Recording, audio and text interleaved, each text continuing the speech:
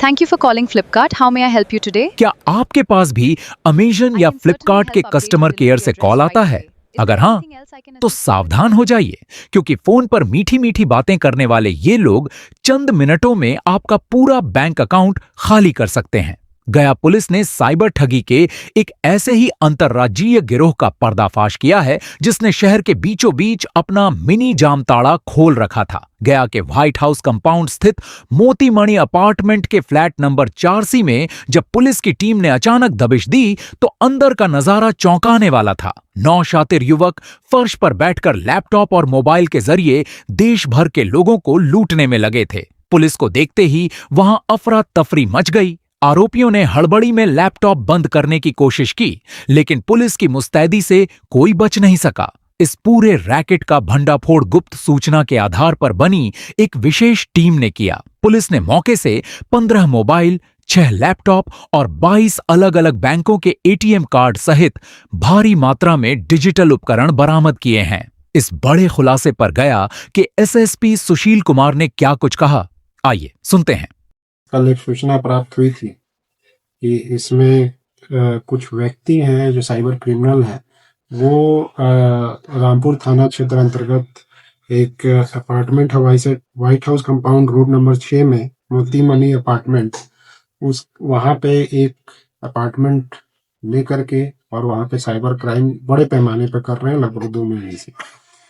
इसकी सूचना की सत्यता के लिए नगर पुलिस अधीक्षक के नेतृत्व में एक टीम बनाई गई, जिसमें DIU की टीम और रामपुर थाना अध्यक्ष और उनकी टीम, उनके थाना के ऑफिसर्स को उसमें लगाया गया। रेड किया गया, वहाँ पे विधिवत रेड की गई वीडियोग्राफी के अंदर में। तो वो जो white house compound road number 6 में अवस्थित मोतीमणि अपार्टमेंट के 4थे फ्लोर पे फ्लैट नंबर 4C में जब दरवाजा खुलवाया गया, तो उसमें लगभग 9 लोग थे जो जमीन पे गद्दा लगा करके सब अलग अलग लैपटॉप और मोबाइल लेकर के बैठे हुए थे और उनकी गतिविधि संदिग्ध थी। तुरंत ही उनको पकड़ने के लिए कोशिश की गई, तो भागने की भी कोशिश की गई उन लोगों के द्वारा।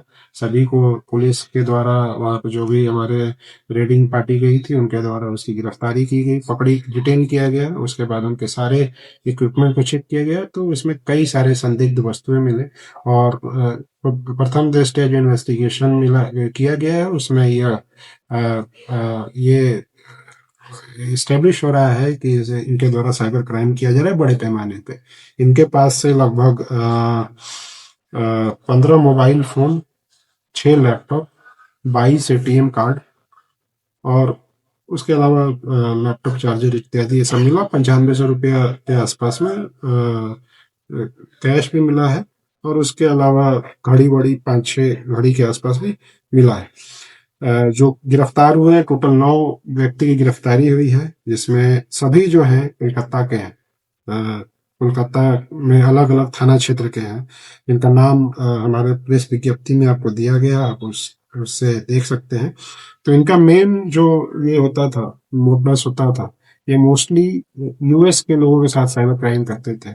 इसमें जो ऑनलाइन शॉपिंग प्लेटफॉर्म होता है, चाहे अमेजन हो या उसके अलावा वहाँ पे और भी अन्य ऑनलाइन शॉपिंग, और इंडिया के भी अमेजन और फ्लिपकार्ट, इनमें फर्जी कस्टमर केयर का ये बन करके लोगों को बहला फुसला करके फोन के माध्यम से जो कस्टमर होते थे, जिनका किसी का रिटर्न करना होता था या अन्य कोई भी उनको परेशानी होती थी, तो कस्टमर केयर पे कॉल करने पे ये लोग फर्जी कस्टमर केयर बन करके और उनसे बहला फुसला करके OTP या उनके मोबाइल पे या लैपटॉप पे एनी डेस्क या अल्टा व्यूअर टाइप के सॉफ्टवेयर को इंस्टॉल करके उसके सारे सिस्टम को एक्सेस करके और उनके खातों से पैसा उड़ाते थे। तो इसमें ये जो अभी हम लोग के आसपास लगभग 22 ATM कार्ड बरामद हुआ है, इन सबका भी हम लोग डिटेल खंगाल रहे हैं कि इसमें कितने कितने पैसे, क्या क्या ट्रांजेक्शन हुआ है।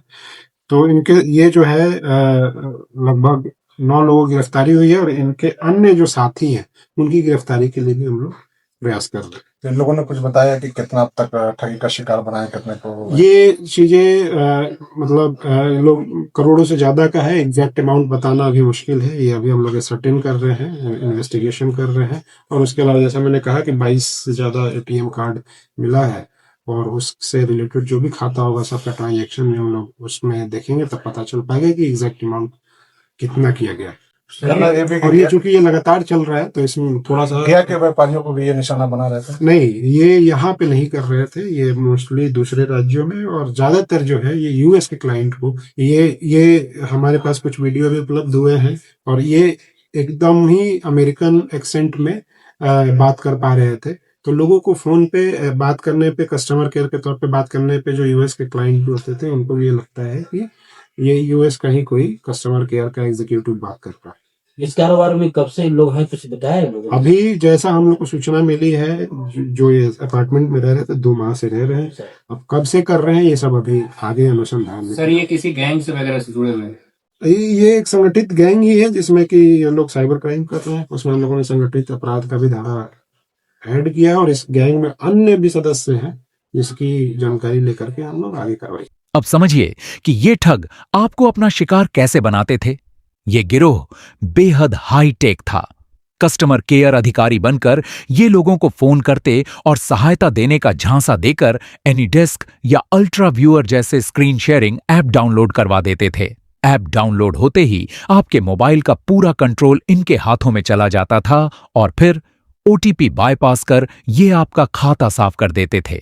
जांच में पता चला है कि गिरफ्तार किए गए सभी 9 आरोपी पश्चिम बंगाल के कोलकाता के रहने वाले हैं। ये लोग यहां किराए का फ्लैट लेकर इस इंटरनेशनल ठगी के नेटवर्क को ऑन परेड कर रहे थे। फिलहाल पुलिस इनके आपराधिक इतिहास और अन्य कनेक्शन को खंगाल रही है।